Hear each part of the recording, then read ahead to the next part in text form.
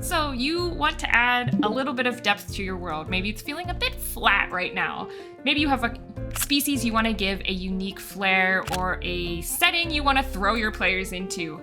Either way, you're trying to come up with something culturally different. But how do you do that? Well, let's dive in. First, why should culture even matter in a TTRPG? Well, culture shapes everything, right? It shapes the way we speak, the way we dress, how we celebrate, how we mourn, how we view things like religion, or in a TTRPG, how we view science or magic. When we depict cultures thoughtfully, our worlds feel way more real.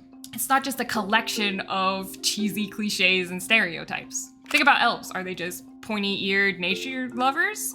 Or are they unique with unique traditions, artwork, and beliefs that kind of set them apart from, say, dwarves? Answering questions like this help us build a very vivid world. But it's important to note that one of the biggest pitfalls is falling into stereotypes, and it's very easy to make things like a warrior tribe or a bunch of mystical monks that live on a mountain. But this really flattens them. Real cultures are complex and diverse. So with those things in mind, here are 5 different areas and questions you can ask to really help you round out a culture in your TTRPG. Number 1, we have geography and environment. So how does the land shape daily life? Do people fish, farm, trade? What resources are scarce or abundant?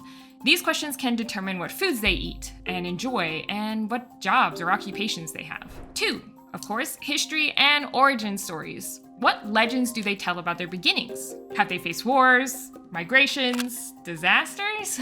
A peaceful town may not have as many guards as one that has constant territory battles. A creation myth can also detail a lot about how they view religion and power. Number 3, beliefs and values. What do they consider honorable or taboo? How do they view outsiders? Do they have a lot of private rituals, or are they trying to get more people ingratiated into their culture? If you like what you're watching, consider supporting me on Patreon, the best way to support creators on YouTube. You can get behind the scenes, plus you can get ad-free versions of my videos.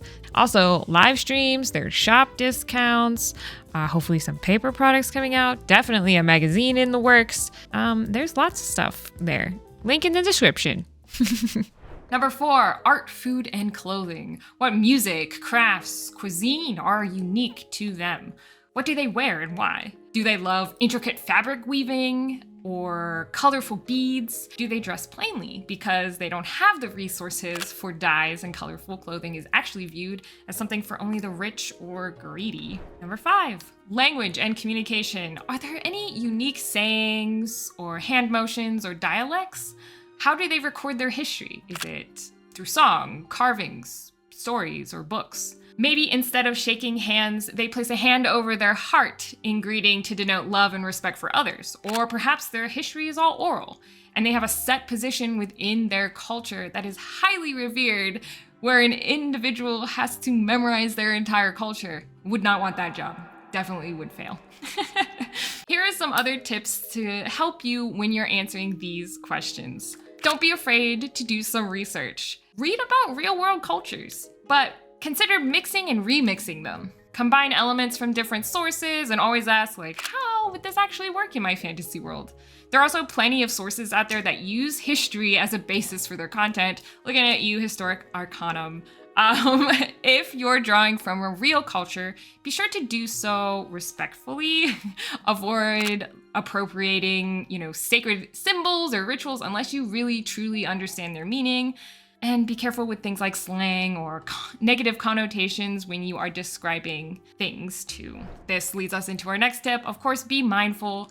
Sometimes using real-world cultures as a reference can mean approaching topics that players might not feel comfortable with approaching. It's best to use a session 0 to determine what kind of topics are safe, but if you're adding this mid-campaign, it's also good and justifiable to reach out to your players and talk about this. Check in with them. Communication is the strongest and most effective tool you have as a DM in your tool belt. The next tip, of course, is to invite your players to help shape those cultures. I mentioned having players help world build in my Daggerheart video recently. This applies to cultures too. Ask them about their character's background, their festivals, maybe family traditions that their character has. This not only deepens the world as a whole, but it also makes the player feel more invested in the story. And remember that cultures evolve and have internal diversity, right? Not every elf is a tree hugger. Not every American eats hot dogs. That was the only cultural thing I could think of for Americans, and I feel dumb for it, but you know, it's fine. What unique cultural aspects have you created for your world? Let me know in the comments below, and I will see you guys in the next one. Bye!